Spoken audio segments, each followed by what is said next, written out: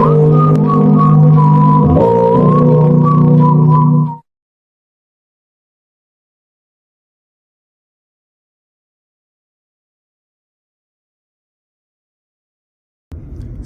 today is July 7th. I guess it's what time is it? Maybe 3 o'clock or something like that in the afternoon.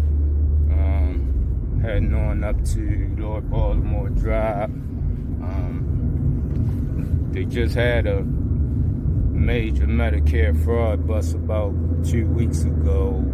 324 people got arrested, and they say they looking for somebody to come and tell. So I've been trying to tell for a while. I've been trying to tell. I want to tell before Congress. I want to tell before the Senate. I want to tell on everybody.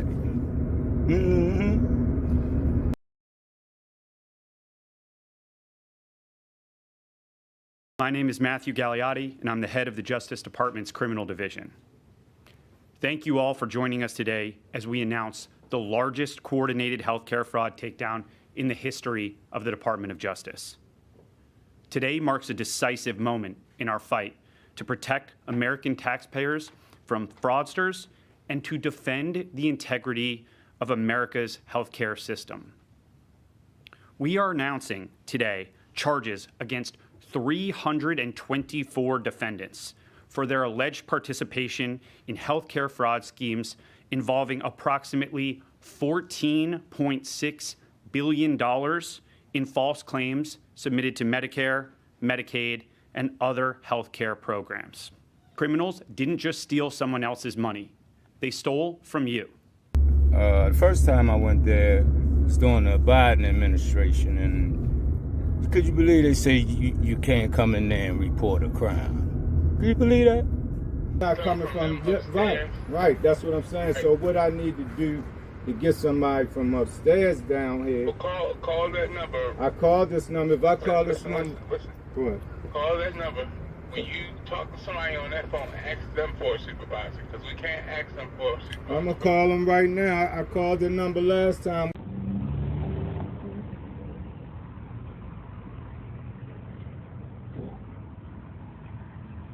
Experiencing a mental health crisis or seeking mental health resources, press 1.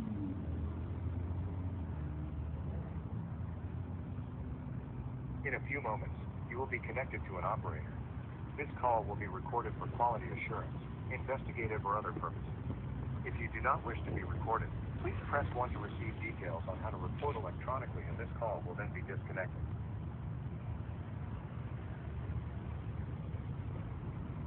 During this call, you will be asked to provide identifying information about yourself and or the persons about whom you are calling. These questions will ask for information regarding name, date of birth, telephone number, and address. For the best accuracy, please do not use speakerphone while providing this information. We use this information to assist in investigating your tip. You do not have to provide your name or other personal information. However, the lack of information may delay or hurt our ability to investigate your tip. Any information you can provide. No, what we doing? Just saying, another day at the FBI again. Can't get no help. Give me the same number again. Y'all know I got all the paperwork. Insurance fraud, Medicare fraud, Obama fraud, and protection by their own government. Well, unravel all this. I'll talk to y'all later. It is. There you go. You know, generally I have not been doing stunts here, but, you know. And this used a filter. The need for us to go ahead and replace some of these pipes, because ultimately you want a system in which you don't have to put a filter on it in order to be assured that it's safe. First in the news now, the second day of the massive Kaiser Permanente strike is bringing the issue of staffing shortages in healthcare to the forefront. KTLA's Alina Abovian is live in Baldwin Park with the latest. Good morning, Alina. Eric, good morning. And that's right, you said it, staffing shortages really is the #1 issue. Right here behind me, these are all the nurses that work at this hospital, and they are on strike this morning. This is day 2. Now I'd like to bring in Nataya Palacio. Nataya, you're an LVN. What's the message from all of you guys? All we want is for Kaiser executives to come to the table and bargain in good faith. That's all we're asking for. But they are bargaining, and they say they're bargaining in good faith. You've already reached some tentative agreements. That's according to a Kaiser rep. What is it that you guys want that's not being met?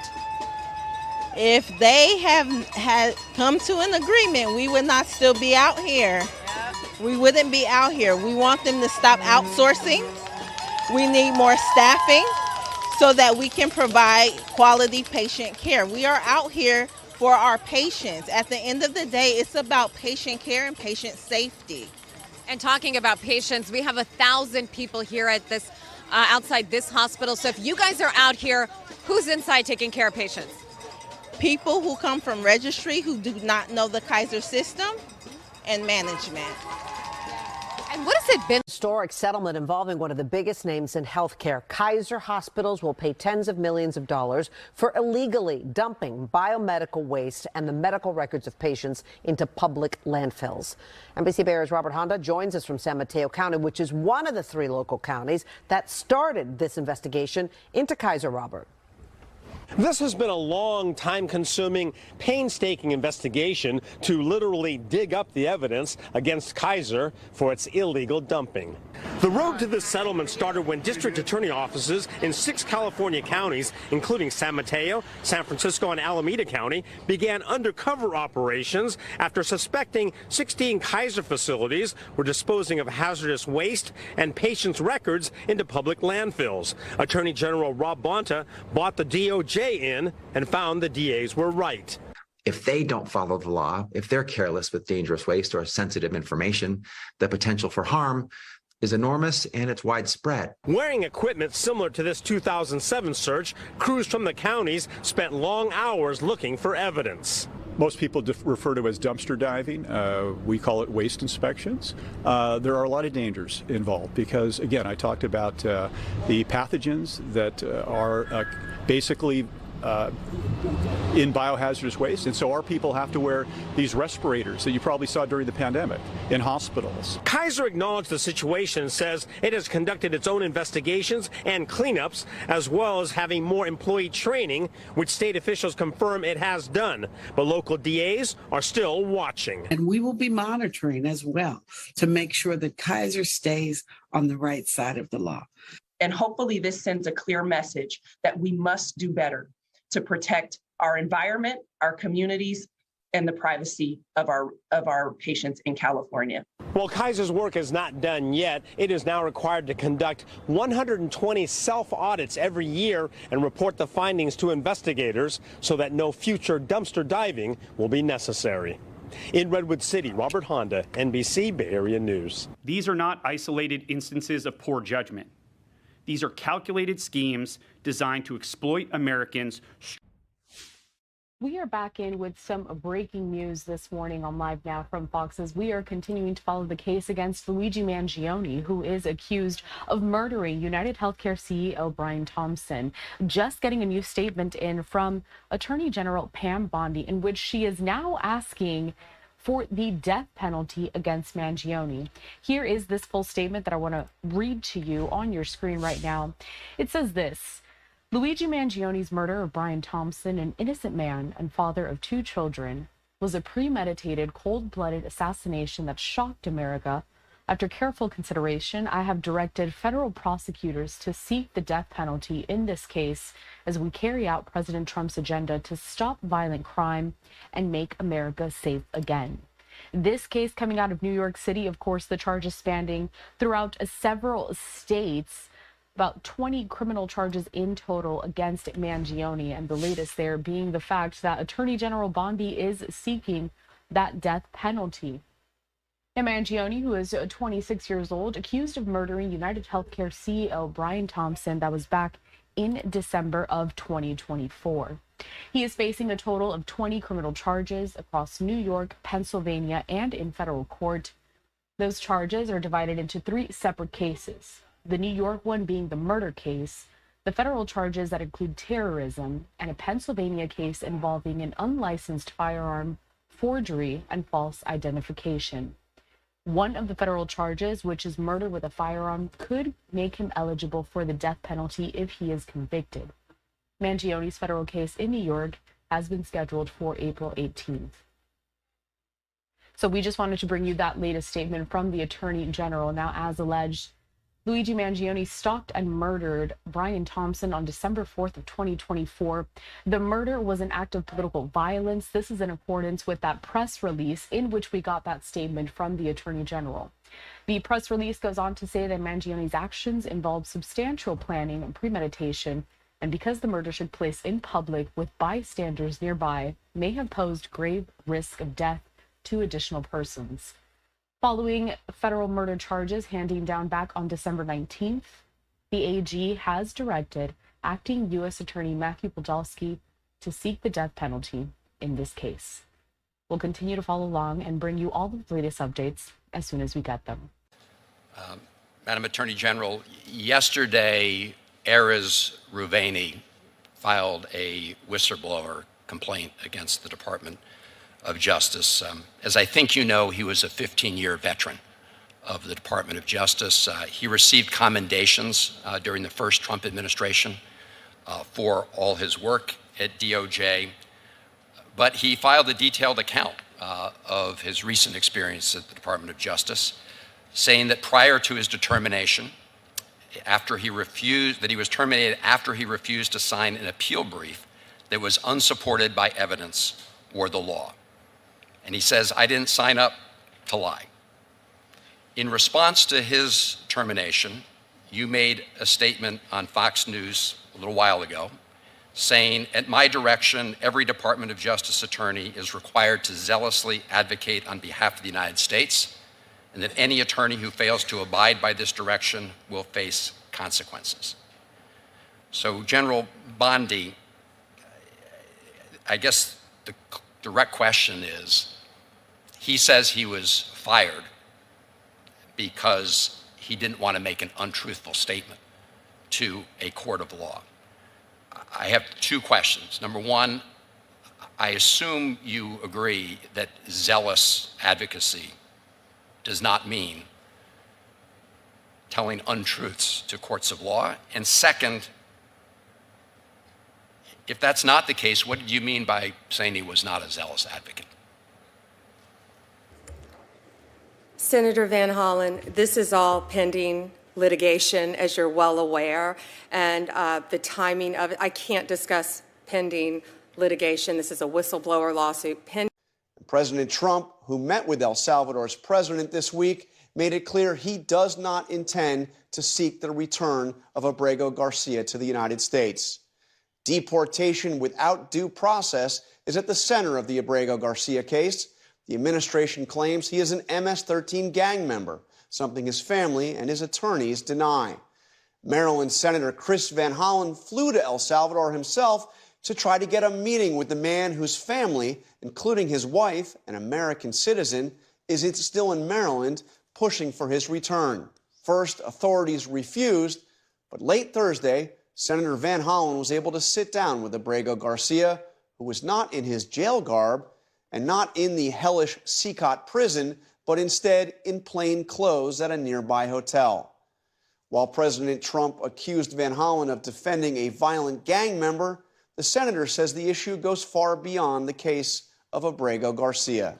If you deny the constitutional rights of one man, you threaten the constitutional rights and due process for everyone else in America. Yes. Asked them if they knew anything about the health of Abrego Garcia. They said they knew nothing about it.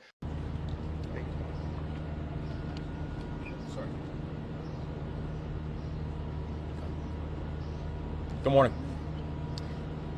We'd like to provide an update on the oil spill in Baltimore City.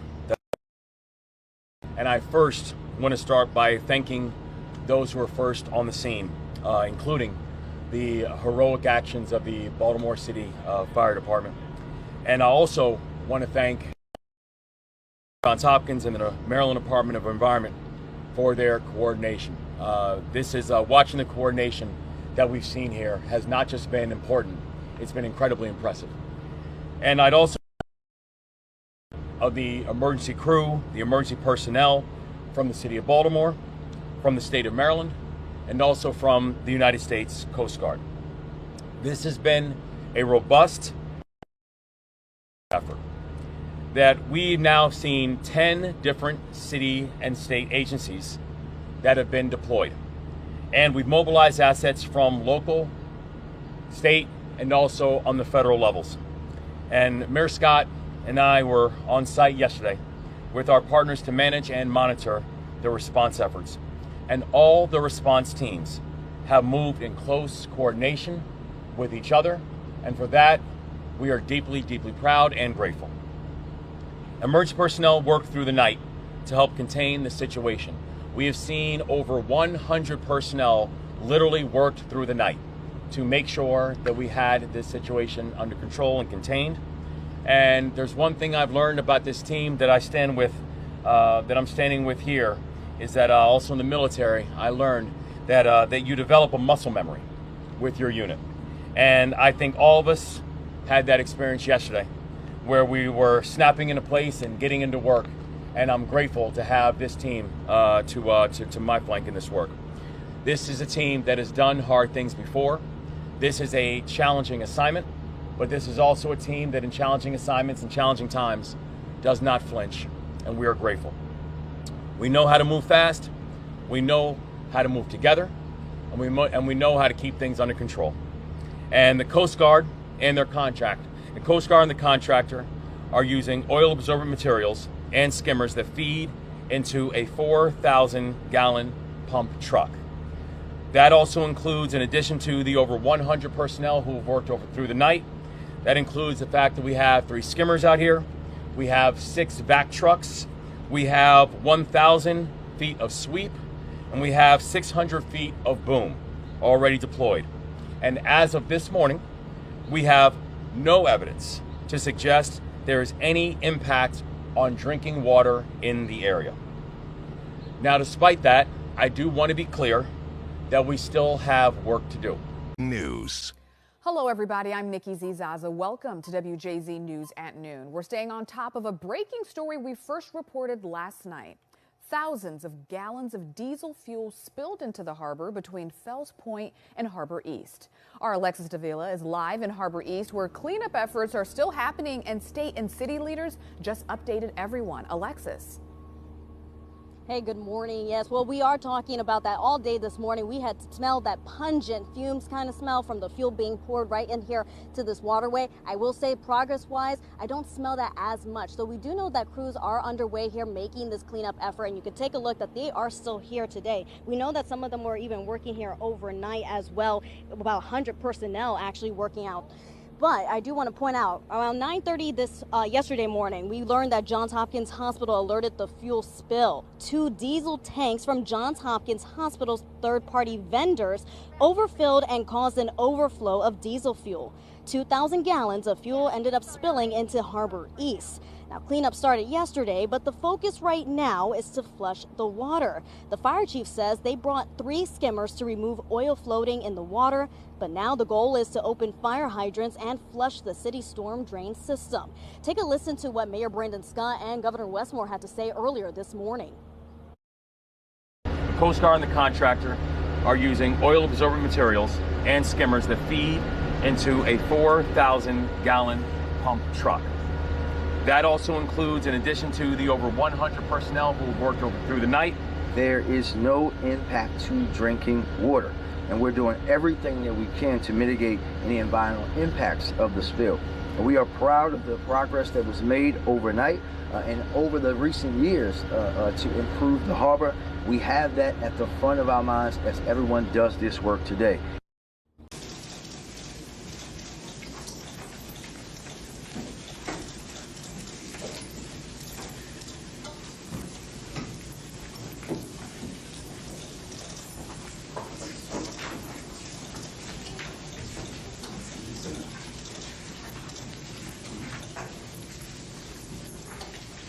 His questions have been answered to his satisfaction. The parties acknowledge that this is the... Not enough to swear, Mr. Cullen, at this point. You do swear the testimony you give to the court in this matter shall be the truth, the whole truth, nothing but the truth, so help you God. I do. Please state your full name. Charles Cullen.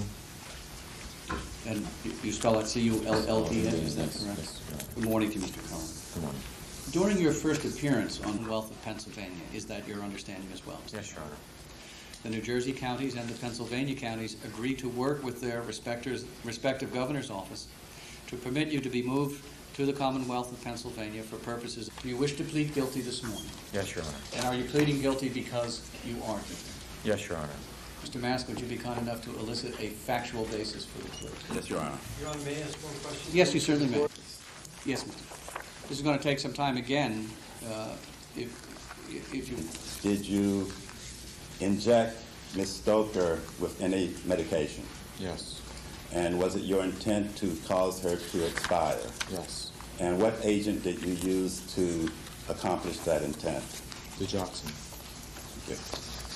You had access to that patient at Somerset Medical? Yes. And you injected that patient? Yes.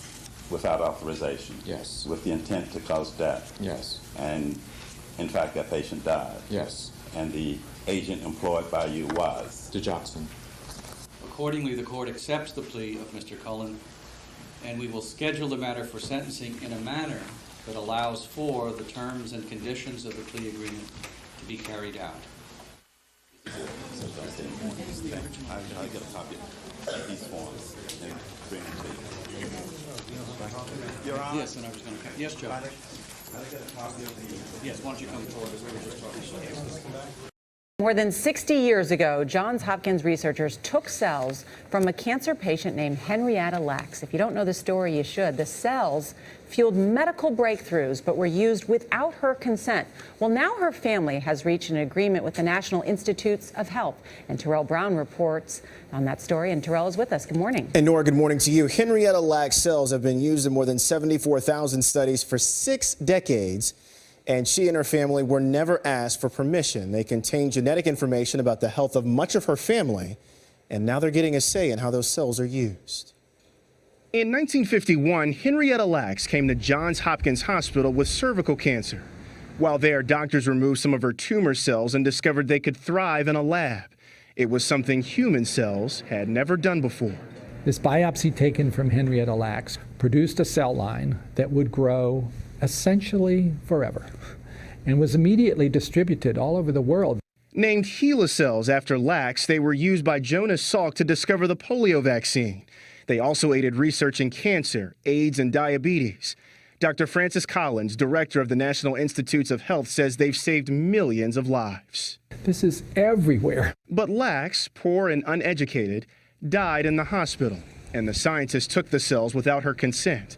Her family's fight to control their use was chronicled in the New York Times bestseller, The Immortal Life of Henrietta Lacks, and is now being made into a movie by Oprah Winfrey. The message for us was that my grandmother is not just a cell, she's a person. And now 62 years later, the National Institutes of Health is giving them a say. Going forward, all research of the Lacks genome will be approved by a panel with 2 Lacks family members on it. This is a first time in history for someone to consider the family. Dr. Collins hopes the family story will trigger a shift in science towards privacy. Let's say, may I? And let's be sure that we have the chance to explain what that is and give the person a chance to say yes or to say no. The National Institutes of Health also said that in order to find a cure to some of these complex diseases like cancer, patients need to be comfortable providing the type of information that was taken from Henrietta Lacks. The family won't receive any financial gains from this new agreement. This is such a fascinating story because it was taken without her consent. The family was not told about it. That obviously violates so many things. And yet, her cells and the growth of those saved millions of lives. And so many breakthroughs over so many decades. Yes, Henrietta Lacks going down in history. And I'm glad the family's reached an agreement. Terrell, thank you. Sure.